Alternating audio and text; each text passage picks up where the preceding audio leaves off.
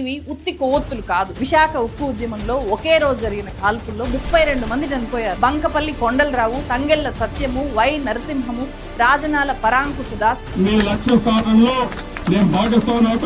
ఒక రూపాయి కూడా కూలికి వెళ్ళలేదు, ఒక రూపాయి రామెట్లకి వెళ్ళలేదు, ఒక రూపాయి జీతాలకి వెళ్ళలేదు, ఒక రూపాయి పిఎఫ్కి వెళ్ళలేదు. విశాఖ స్టీల్ ప్లాంట్ ను మొత్తంగా అమ్మేయాలి అనే నిర్ణయం తీసుకుంది. ఈరెవరండి అమ్మడానికి, వారెవరండి కొనడానికి. గుంటూరు, కృష్ణా, ఈస్ట్ గోదావరి, వరంగల్ ఈ జిల్లాల్లో ఉండే విద్యార్థులంతా విశాఖ ఉక్కు ఆంధ్రుల హక్కు అనే నినాదాలతో 60 ఏళ్ల క్రితం కేంద్ర ప్రభుత్వాన్ని షేక్ చేసేసింది. విశాఖ ఉక్కు. నమస్తే ఫ్రెండ్స్, నా పేరు తులసి చందు. వైజాగ్ స్టీల్ ఫ్యాక్టరీ గురించి మొత్తం రీసెర్చ్ చేసిన తర్వాత ఏపీ పొలిటీషియన్స్ మీద నమ్మకం పూర్తిగా పోయింది. ఈ స్టీల్ ఫ్యాక్టరీని వాళ్ళు కాపాడుతారు అనే 1% హోప్ కూడా నాకు కనిపించలేదు. అయినా సరే నేను ఎందుకు ఈ వీడియో మీ ముందు పెడుతున్నాను అంటే ఆంధ్రప్రదేశ్లో ఉండే విద్యార్థులు, యువత కోసం, జెన్ జీ మీకోసమే. మీకు ఖచ్చితంగా ఇది తెలియాలి అని చెప్పి ఇదంతా మీ ముందు పెడుతున్నా. నేను ఇంకో స్టేట్మెంట్ కూడా మీ ముందు పెడుతున్నా. రీసెర్చ్ చేస్తున్నప్పుడు నాకేమనిపించింది అంటే తెలంగాణకు అమరవీరుల స్తూపం కానీ, తెలంగాణ అస్తిత్వం కానీ ఎలాంటిదో, తమిళనాడుకు తమిళ భాష ఎలాంటిదో, ఆంధ్రప్రదేశ్ రాష్ట్రానికి వైజాగ్ స్టీల్ ఫ్యాక్టరీ కూడా అలాంటిదే. తెలంగాణలో కానీ తమిళనాడులో కానీ ఆత్మగౌరవం ప్రమాదంలో పడితే, కేంద్రం ఏదైనా తేడా చేస్తే అక్కడి సమాజం, అక్కడి యువత నిద్రపోదు, కేంద్రాన్ని నిద్రపోనివ్వదు, అంతా ఏకమైపోయి పోరాడతారు. మరి ఏపీలో జస్ట్ అధికారంలోకి రావడానికి ప్రతిపక్షంలో ఉన్నప్పుడు పేల్చే ఒక ఇన్స్టెంట్ సెంటిమెంటల్ డైలాగే విశాఖ ఉక్కు ఆంధ్రుల హక్కు. విశాఖ ఉక్కు, విశాఖ ఉక్కు. మీ పోరాట ఉద్యమానికి నేను సహకరిస్తా. మీ లక్ష్య సాధనలో నేను భాగస్వామి అవుతా. మీకు న్యాయం జరిగే వరకు, చివరి వరకు మీకు అండగా ఉంటానని మరొకసారి. లేకపోతే ఎవరండి కేంద్రం? మనం పన్నులు కడితే ఉన్నటువంటి కేంద్రం ఇది, మనం ఓట్లు వేస్తే ఉన్నటువంటి కేంద్రం ఇది. రాష్ట్రం వేరు, కేంద్రం వేరు కాదు. కేంద్ర ప్రభుత్వం గాని, రాష్ట్ర ప్రభుత్వం గాని ప్రతి భారతీయుడికి, ప్రతి ఆంధ్రుడికి కూడా కట్టుబడి ఉందనేది మనం నిరూపించుకోవాలి. వీరెవరండి అమ్మడానికి, వారెవరండి కొనడానికి? ఇది ఆంధ్రప్రదేశ్ ప్రజల తాలూకా సొత్తు, ప్రజల తాలూకా హక్కు. ప్రైవేటైజేషన్ చేస్తానంటున్న ఎన్డీఏకు ఓటు వేయడం అంటే స్టీల్ ప్లాంట్ అమ్మకానికి మీరే ఆమోదం తెలిపినట్టు అవుతుంది అన్నది ప్రతి ఒక్కరూ కూడా గుర్తుపెట్టుకోమని కోరుతా ఉన్నా. ఈ విజువల్స్ చూడండి. ఆంధ్రప్రదేశ్ హక్కుగా పోరాడి సాధించుకున్న వైజాగ్ స్టీల్ ఫ్యాక్టరీ విశ్వరూపం ఇది. కల్లారా చూడండి, మళ్ళీ ఇంత బాగా చూడలేకపోవచ్చు.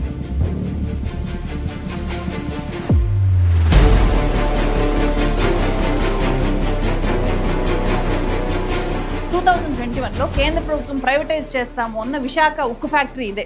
ఇప్పటిదాకా స్టీల్ ఫ్యాక్టరీని అందరూ చూసుని ఉండకపోవచ్చు. ఎలా ఉంటుందో చూడని వాళ్ళు ఇంత అందంగా ఉంటుంది అని చెప్పి ఎప్పుడైనా ఊహించారా? ఒక్కసారి చూడండి. వైజాగ్ స్టీల్ ఫ్యాక్టరీలో చాలా ఎత్తైన ప్లేస్ లో ఉండే ఈ గెస్ట్ హౌస్ నుంచి చూస్తే ఉక్కు నగరం మొత్తం ఇలా కనిపిస్తుంది.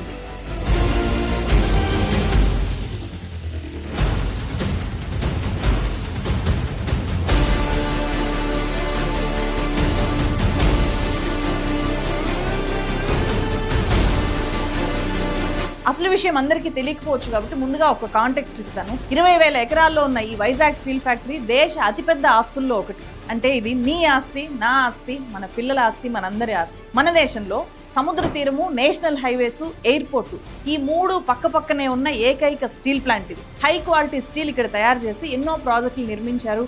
ఇక్కడ నుంచి చాలా దేశాలకు ఎక్స్పోర్ట్ అవుతుంది స్టీలు. నవరత్న హోదా పొందిన ప్రాజెక్ట్ ఇది. సొంత గనులు లేని అతిపెద్ద ప్రాజెక్ట్ కూడా ఈ వైజాగ్ స్టీల్ ఫ్యాక్టరీ. మనకు గనులు ఉన్నాయి, కానీ కేంద్ర ప్రభుత్వం ఈ ఫ్యాక్టరీకి మాత్రం కేటాయించలేదు. అదే అతిపెద్ద సమస్య. అలా కేటాయించి ఉంటే ఈ వైజాగ్ స్టీల్ ఫ్యాక్టరీ దేశంలోనే నంబర్ 1 ఉక్కు పరిశ్రమ అయ్యేది. గనులు మాత్రమే ఇక్కడ సమస్య. ఏపీలో గనులు లేవా అంటే ప్రకాశం జిల్లాలో, అనంతపురం జిల్లాలో ఈ స్టీల్ ఫ్యాక్టరీకి 18 ఏళ్లకు సరిపడే అన్ని గనులు ఉన్నా కూడా ఇప్పటిదాకా కేటాయించలేదు. గనుల సమస్య పరిష్కరించాలి అని చెప్పి 1% కూడా ట్రై చేయని కేంద్ర ప్రభుత్వం వైజాగ్ స్టీల్ ఫ్యాక్టరీకి నష్టాలు వస్తున్నాయి అని చెప్పి మొత్తం అమ్మేయాలి అనే నిర్ణయానికి వచ్చింది. దేశమంతా కోవిడ్ కల్లోలంలో ఉన్నప్పుడు 2021 జనవరి 27న Modi government Visakha steel plant ను మొత్తంగా అమ్మేయాలి అనే నిర్ణయం తీసుకుంది. కేబినెట్ ఆమోదించింది దానికి. ఇది నరేంద్ర మోదీ ఆంధ్రప్రదేశ్ రాష్ట్రానికి వైజాగ్ స్టీల్ ఫ్యాక్టరీకి ఇచ్చిన ఫస్ట్ మాస్టర్ స్ట్రోక్. అదే ఇయర్ ఈ మాస్టర్ స్ట్రోక్ నిర్ణయం తీసుకున్నప్పుడే 2021లో వైజాగ్ స్టీల్ ఫ్యాక్టరీకి వచ్చిన లాభాలు 927 కోట్లు. ఆ తర్వాత మళ్ళీ ఎప్పుడూ లాభాలు రాలేదు, లాభాలు రానివ్వలేదు. మధ్యలో ఎన్నికలు వచ్చాయి. టీడీపీ, జనసేన కూటమి వైజాగ్ స్టీల్ ఫ్యాక్టరీని మేం మాత్రమే కాపాడుతాము అని చెప్పి మేనిఫెస్టోలో ప్రకటించాయి. అయినా సరే ప్రైవేటైజేషన్ అనేది వెనక్కి వెళ్ళలేదు, రద్దవలేదు. కానీ 2025 జనవరి 16వ తేదీన కేంద్ర ప్రభుత్వం 11,440 కోట్ల రూపాయలతో ఒక ప్యాకేజీ ప్రకటించింది. Honorable Prime Minister has approved a package of 11,440 crore rupees for revival of RINL in Andhra Pradesh near Vizag. కానీ ఆ ప్యాకేజీలో ఫ్యాక్టరీ అభివృద్ధికి ₹1 కూడా దక్కలేదు. కుడి చేత్తో ఇచ్చి ఎడమ చేత్తో లాగేసుకున్నారు. ఆ రెండో మాస్టర్ స్ట్రోక్ గురించి కార్మిక సంఘ నాయకులు చెప్తున్నారు, వినండి. ₹1 కూడా కూలికి ఇవ్వలేదు, ₹1 రా మెటీరియల్కి ఇవ్వలేదు, ₹1 జీతాలకి ఇవ్వలేదు, ₹1 PF కి ఇవ్వలేదు, ₹1 కార్మికుల తాలూకా డబ్బులు వాడేసిన 2,00,000 కోట్లు ₹1 కూడా ఇవ్వలేదు. ఒక మిషన్ బాగు చేయలేదు, ఒక మిషన్ కొత్త తేలేదు. బ్యాంకులు కట్టుకున్నారు, ఇది గమనించాలి మనం. మూడో master stroke Vizag steel plant లో ఉద్యోగుల్ని భారీగా తగ్గించేయడం. ఉత్పత్తి మాత్రం మాక్సిమం లిమిట్ 7.3 మిలియన్ టన్స్ చేయాలి అని చెప్పి కేంద్ర ప్రభుత్వం ఈ స్టీల్ ఫ్యాక్టరీ మీద టార్గెట్ పెట్టింది ఇప్పుడు. కానీ ఉద్యోగుల్ని మాత్రం భారీగా తగ్గించేసి ఈ టార్గెట్ పూర్తి చేయండి అని చెప్పారు. వేలాది మంది పర్మనెంట్ ఉద్యోగులకు VRS ఇచ్చి పంపించేశారు. 30 ఏళ్ల అనుభవం ఉన్న కాంట్రాక్ట్ కార్మికులను కూడా భారీగా తీసేస్తున్నారు. 2015లో 18,000 మందికి పైగా ఉద్యోగులు ఉన్నారు స్టీల్ ఫ్యాక్టరీలో. 2025 ఆగస్టు నాటికి ఆ సంఖ్య 10,000 చిల్లరకు తగ్గిపోయింది. ఈ ఇయర్ ఎండ్కి ఇంకా తగ్గించాలి అని అనుకుంటున్నారు. ఒక కుక్కను చంపాలంటే పిచ్చిది అని ముద్ర వేయాలి కదా, అందులో భాగంగా ఇక్కడ ఈ వైజాగ్ స్టీల్ ఫ్యాక్టరీ విషయంలో ఈ కార్మికులు బద్దకస్తులు, వాళ్లకు పని చేయడం చేతగాక మొత్తం స్టీల్ ఫ్యాక్టరీని వాళ్ళు దోచుకుని తింటున్నారు, అందుకే నష్టాలు వస్తున్నాయి అనేలాంటి ప్రచారాన్ని ఎప్పటి నుంచో చేస్తూ వస్తున్నారు. నిజానికి లెక్కలు ఏం చెప్తున్నాయి అని చూస్తే దేశంలోనే అత్యంత ప్రొడక్టివిటీ ఇస్తున్నది వైజాగ్ స్టీల్ ఫ్యాక్టరీ కార్మికులు. ఒక్క కార్మికుడు ఏడాదికి 600 టన్నుల ఉక్కును ఉత్పత్తి చేస్తున్నాడు. అదే సెయిల్లో అయితే, స్టీల్ అథారిటీ ఆఫ్ ఇండియా లిమిటెడ్లో అయితే ఒక ఏడాదిలో ఒక కార్మికుడు 400 టన్నులు మాత్రమే ఉత్పత్తి చేస్తున్నాడు. అంటే ఇక్కడ ప్రొడక్టివిటీ చాలా ఎక్కువ చేస్తున్నారు కార్మికులు. అయినా సరే ఉద్యోగుల్ని తీసేస్తున్నారు అంటే అది కావాలని తొలగిస్తున్నారు అనేది ఇక్కడ అర్థం చేసుకోవాలి. 4వ మాస్టర్ స్ట్రోక్ కూడా ఉంది. ఆగస్టు 16, 2025 మొన్ననే 32 డిపార్ట్మెంట్స్ నిర్వహణని ప్రైవేట్ కాంట్రాక్టర్స్కి అప్పగించే 44 టెండర్ నోటిఫికేషన్స్ని సెంట్రల్ గవర్నమెంట్ రిలీజ్ చేసింది. Steel melt shop, blast furnace లాంటివి ఒక heart of the Vizag steels, అట్లాంటి వాటిని కూడా ఇప్పుడు ప్రైవేట్కి అప్పచెప్పేస్తున్నారు. అంటే అర్థం ఏంటి? పైన ఆకారం మాత్రమే అలాగే ఉంచి మేము ప్రైవేటైజ్ చేయట్లేదు అనే ప్రచారాన్ని ముందు పెట్టి మొత్తం డొల్లగా మార్చేస్తున్నారు. ఎప్పుడు కూలిపోతుందో తెలియదు. అలా కూలిపోయిన రోజు it's dead, we are sorry, we can't help అని ప్రకటిస్తారు. అప్పుడు ఆ తర్వాత ఏం జరుగుతుందో ప్రత్యేకంగా చెప్పక్కర్లేదు. వైజాగ్ స్టీల్ ఫ్యాక్టరీ విలువ లక్షల కోట్ల రూపాయలు ఉంటుంది. ఇక్కడి భూమి బంగారం కంటే విలువైంది. ఆ భూమి కోసమే విదేశీ పాస్కో కంపెనీ కానీ, జిందాల్, మిట్టల్, అదానీ కంపెనీలు ఎప్పటి నుంచో ట్రై చేస్తున్నాయి. ఇదంతా కూడా ఒక కాంటెక్స్ట్ అర్థం కావడానికి మాత్రమే చెప్పాను. నేను అసలు చెప్పాలి అనుకుంటున్న story the great history of Vizag steel movement. ఈ ఆరిపోయిన క్యాండిల్స్ ఒకసారి చూడండి. ఇవి ఉత్తి కొవ్వొత్తులు కాదు, ఒక్కో కొవ్వొత్తి ఒక్కొక్క ప్రాణం. మొత్తం 32 మంది వైజాగ్ స్టీల్ ఫ్యాక్టరీ కోసం పోలీసుల తూటాలకు ఎదురొడ్డి నిలబడ్డారు. వాళ్ళు చచ్చిపోయి ఆంధ్రుల హక్కైన విశాఖ ఉక్కుకు ప్రాణం పోశారు. In memory of those who laid down there lifes in making Visakha ఉక్కు ఆంధ్రుల హక్కు అని చెప్పి వైజాగ్ స్టీల్ ఫ్యాక్టరీ ఆవరణలో వాళ్లకు ఇట్లా ఒక నివాళి అర్పించే ప్లేస్ ఉంది. 60 ఏళ్ల క్రితం విశాఖ ఉక్కు ఆంధ్రుల హక్కు అనే నినాదం కేంద్ర ప్రభుత్వాన్ని షేక్ చేసేసింది. అప్పటి లీడర్లు విశాఖ ఉక్కు సాధించాలే గాని రాజకీయ పదవి ఉంటే ఎంత, ఊడితే ఎంత అని చెప్పి తెగించి పోరాడారు. ఎమ్మెల్యేలు, ఎంపీలు మూకుమ్మడి రాజీనామాలతో కేంద్రాన్ని హడలెత్తించారు. వాళ్ళ పోరాటం గురించి తెలిస్తే ఇప్పటి నాయకుల చేతగానితనం ఏ స్థాయిలో ఉందో మనకి ఇంకా బాగా అర్థమవుతుంది. అందుకే Gen Z, teenagers, Vizag steel factory పోరాటం మీకు తెలియాలి. ఇది ఏపీ యూత్ని వెంటాడాల్సిన హిస్టరీ, మీరు ఖచ్చితంగా గుర్తుపెట్టుకోవాల్సిన హిస్టరీ. అది 1953 అక్టోబర్ 1వ తేదీ మద్రాస్ స్టేట్ నుంచి రాయలసీమ, కోస్తాంధ్ర విడిపోయి తెలంగాణతో కలిపి ఆంధ్రప్రదేశ్ అనే పెద్ద రాష్ట్రం ఏర్పడింది. రాష్ట్రం పెద్దది, కానీ ఉపాధి అవకాశాలు లేవు. అప్పటికి 3 పంచవర్ష ప్రణాళికలు పూర్తయ్యాయి. 3 స్టీల్ ఫ్యాక్టరీలు దేశంలో ఏర్పడ్డాయి. రూర్కెలా, బిలాయి, దుర్గాపూర్. సౌత్ ఇండియాకు మాత్రం ఏమీ లేవు.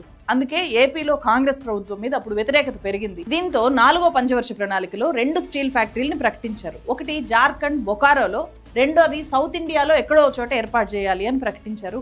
ఏపీ లీడర్లు ఆ 5వ స్టీల్ ఫ్యాక్టరీ ఖచ్చితంగా ఏపీకే రావాలి అనే డిమాండ్ మొదలుపెట్టారు. 1964లో అసెంబ్లీలో తీర్మానం కూడా చేశారు. అప్పుడు కమ్యూనిస్టు పార్టీలు చాలా బలంగా ఉండేవి, చాలా మంది రిప్రజెంటేటివ్స్ ఉండేవాళ్ళు. సిపిఐ నుంచి పి వెంకటేశ్వర్లు, సిపిఎం నుంచి తరిమెల నాగిరెడ్డి, స్వరాజ్య పార్టీ నేత జి లచ్చన్న, తెన్నేటి విశ్వనాథం, ఇండిపెండెంట్ అభ్యర్థి వావిలాల గోపాలకృష్ణయ్య అంతా కలిసి ముఖ్యమంత్రి కాసు బ్రహ్మానంద రెడ్డికి మద్దతిచ్చారు. ఆంధ్రప్రదేశ్ లో ఉక్కు ఫ్యాక్టరీ పెట్టాలి అనేది ఒక అఖిలపక్ష డిమాండ్ లా మారింది. అప్పటికింకా విశాఖలోనే ఉక్కు ఫ్యాక్టరీ పెట్టాలి అనే డిమాండ్ ఎక్కడా లేదు. విశాఖ ఉక్కు ఆంధ్రుల హక్కు అనే నినాదం అప్పటికి పుట్టలేదు. లక్కీగా అప్పుడు కేంద్ర ఉక్కు గనుల శాఖ మంత్రిగా ఏపీకి చెందిన మాజీ సీఎం నీలం సంజీవ్ రెడ్డి ఉన్నారు. ఆయనే 1965లో British American steel works for India consortium basic అంటారు ఆ ఎక్స్పర్ట్ టీమ్ ని సౌత్ స్టేట్స్ కి పంపారు.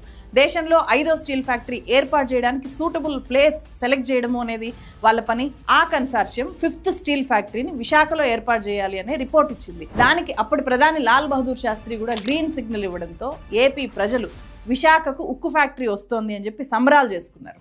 విశాఖ ఉక్కు సెంటిమెంట్ కి అలా పునాదులు పడ్డాయి. ఇక్కడే కథలో ఊహించిన ట్విస్ట్. 1966 జనవరిలో ప్రధాని లాల్ బహదూర్ శాస్త్రి చనిపోయారు. ఆ తర్వాత ఇందిరాగాంధీ ప్రధాని అయ్యారు. అప్పుడే కర్ణాటక, తమిళనాడు రాష్ట్రాలు కూడా మాకు ఉక్కు ఫ్యాక్టరీ కావాలి, మేమేం తక్కువ అని చెప్పి పోటీకి వచ్చాయి. అలా వైజాగ్ స్టీల్ ఫ్యాక్టరీ అంశం ముందుకు కదలలేదు. అప్పుడే ఏపీ సీఎం కాసు బ్రహ్మానంద రెడ్డి పోరాడనిదే ఆంధ్రులకు ఏ హక్కులు రావు అనే ఒక చారిత్రక స్టేట్మెంట్ ఇచ్చారు అసెంబ్లీలో. విశాఖ ఉక్కును పోరాడి సాధించుకుందాము అని చెప్పి ఇంకోసారి తీర్మానం చేసి కేంద్రానికి పంపించారు. 1967లో పార్లమెంట్ ఎలక్షన్స్ వచ్చాయి. కర్ణాటక, తమిళనాడు రాష్ట్రాలు స్టీల్ ఫ్యాక్టరీ కోసం కేంద్రం మీద, ఇందిరాగాంధీ గవర్నమెంట్ మీద ఒత్తిడి పెంచారు. చివరికి ఇందిరాగాంధీ ప్రభుత్వం అసలు స్టీల్ ఫ్యాక్టరీ ఎక్కడా ఏర్పాటు చేయము అని చెప్పి వైజాగ్ స్టీల్ ఫ్యాక్టరీ మీద యూటర్న్ తీసుకున్నారు. పైగా కేంద్ర ఉక్కు శాఖ మంత్రిగా ఉన్న నీలం సంజీవ్ రెడ్డి ఏపీ మీద పక్షపాతంతోనే 5వ స్టీల్ ఫ్యాక్టరీ కోసం వైజాగ్ ని సెలెక్ట్ చేశారు అని చెప్పి భావించి ఆయన్ను ఉక్కు శాఖ మంత్రి పదవి నుంచి తొలగించారు. ఇది ఏపీ లీడర్లకు పెద్ద షాకింగ్. కేంద్రం ఇంత అవమానిస్తుందా, తెలుగు వాళ్ళ సత్తా చాటాల్సిందే అని చెప్పి ఏం చేశారో తెలుసా అప్పటి లీడర్లు? మొత్తం 67 మంది ఎమ్మెల్యేలు, ఎంపీలు మూకుమ్మడిగా రాజీనామాలు చేసేశారు. దేశమంతా ఈ వార్త పెద్ద సంచలనంగా మారింది. పదవులు త్యాగం చేసి ఉక్కు సంకల్పంతో ఉక్కు ఉద్యమంలోకి దూకారు. సభలు, సమావేశాలు, ధర్నాలు, ఆందోళనలు చేశారు. ఈ క్రమంలో 1966 అక్టోబర్, నవంబర్ ఈ 2 నెలలు విశాఖ ఉక్కు ఉద్యమ చరిత్రలో సువర్ణాక్షరాలతో లిఖించదగ్గ పరిణామాలు జరిగాయి. విశాఖకు ఉక్కు ఫ్యాక్టరీ ఇవ్వక తప్పని పరిస్థితి కల్పించిన ఒక హీరో ప్రాణాలకు తెగించి ఆమరణ నిరాహార దీక్ష కూర్చున్నారు. ఆయనే తమనంపల్లి అమృతరావు, టి అమృతరావు అంటారు. ఆయన ఒక దళితుడు. అప్పటికే గుంటూరు జిల్లా తాడికొండకు మాజీ ఎమ్మెల్యే. ఆయన క్విట్ ఇండియా మూవ్మెంట్ లో జైలుకి వెళ్ళొచ్చిన వ్యక్తి. తెలుగు వాళ్లకు ప్రత్యేక రాష్ట్రం కావాలి అని చెప్పి తన రక్తంతో అప్పటి సీఎం టంగుటూరి ప్రకాశం పంతులకు లెటర్ రాసిన వ్యక్తిగా ఆయన అప్పటికే ఫేమస్. విశాఖ ఉక్కు అనేది కేంద్రం వేసే భిక్ష కాదు, ఆంధ్రుల హక్కు అని చెప్పి ప్రకటిస్తూ 1966 అక్టోబర్ 15వ తేదీ ఎలాంటి హడావుడి లేకుండా వైజాగ్ కలెక్టరేట్ ఎదురుగా ఆయన ఆమరణ నిరాహార దీక్ష కూర్చున్నారు. విశాఖ ఉక్కు ఆంధ్రుల హక్కు అనే నినాదాన్ని సృష్టించింది ఆ అమృతరావు గారే. ఫస్ట్ 3 days ఆయన దీక్షను ఎవరు పెద్దగా సీరియస్ గా తీసుకోలేదు. ఆ తర్వాత ఆమరణ నిరాహార దీక్ష నేరము అని చెప్పి ఆయన్ని అరెస్ట్ చేసి కరీంనగర్ జైలుకు పంపించారు. అక్కడి నుంచి రాజమండ్రి సెంట్రల్ జైలుకు పంపారు. జైలు గోడల మధ్య కూడా ఆయన తిండి నీళ్లు ముట్టుకోకుండా దీక్షను కొనసాగించారు. ఇది రాష్ట్రాన్ని భగ్గుమనేలా చేసింది. ముఖ్యంగా Andhra medical college, Andhra university, AVN college, Guntur, Krishna, east Godavari, Warangal ఈ జిల్లాల్లో ఉండే విద్యార్థులంతా సేవ్ అమృతరావు, విశాఖ ఉక్కు ఆంధ్రుల హక్కు అనే నినాదాలతో హోరెత్తించారు.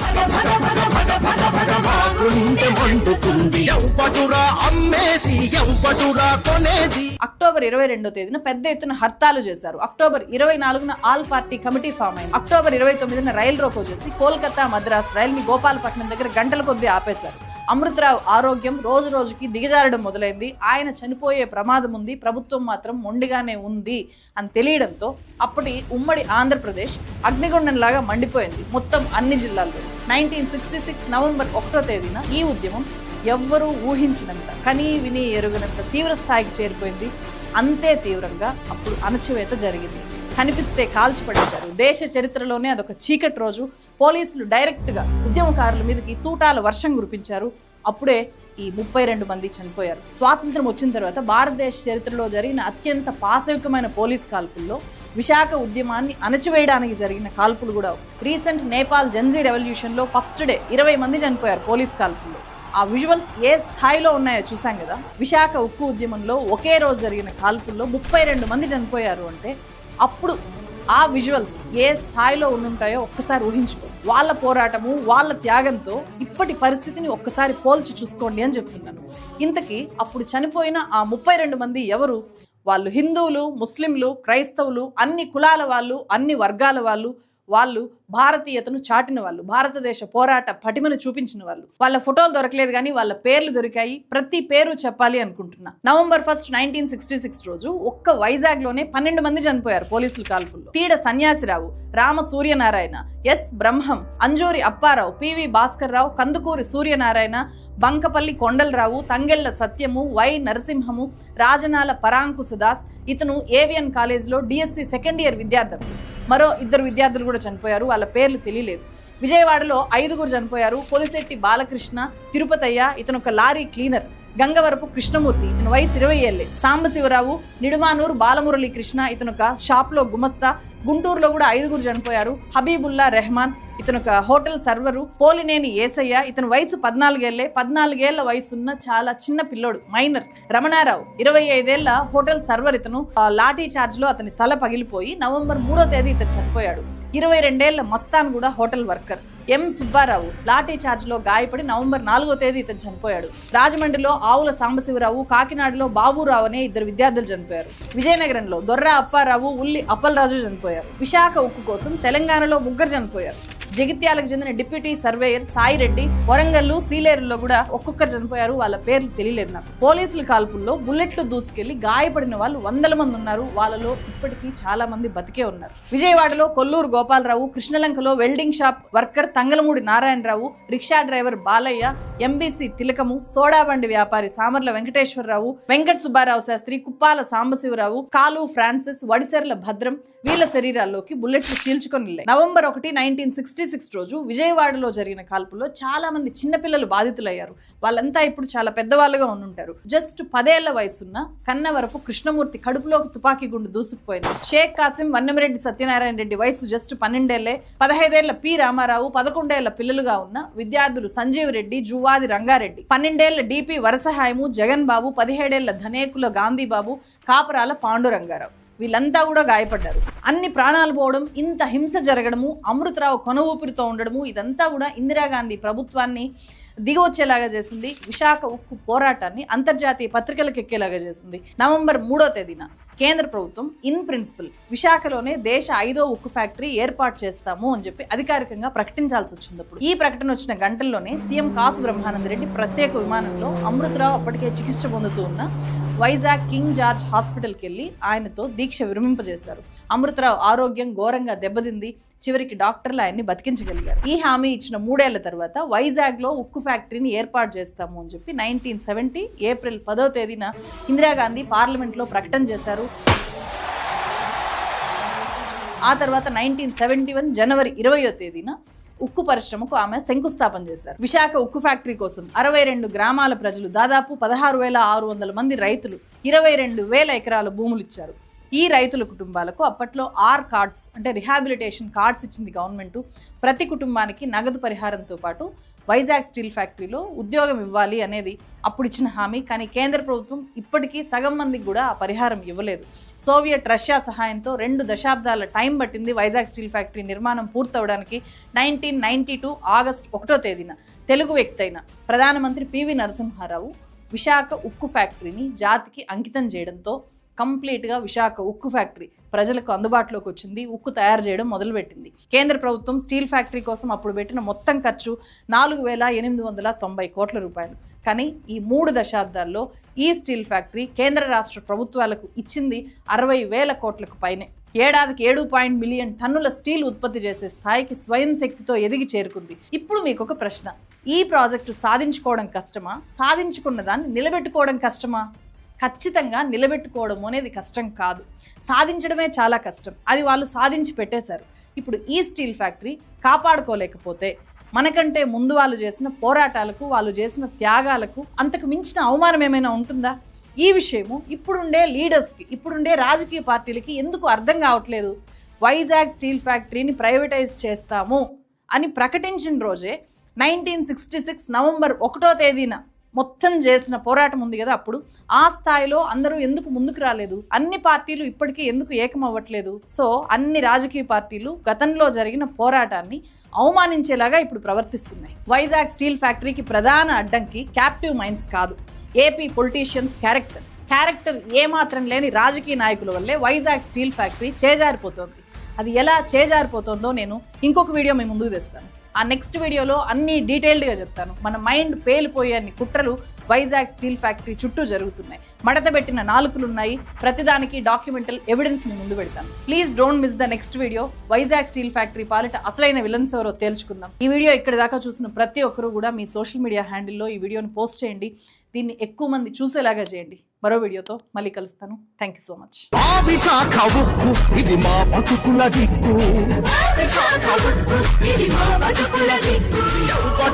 అమ్మేది ఎవడురా కొనేది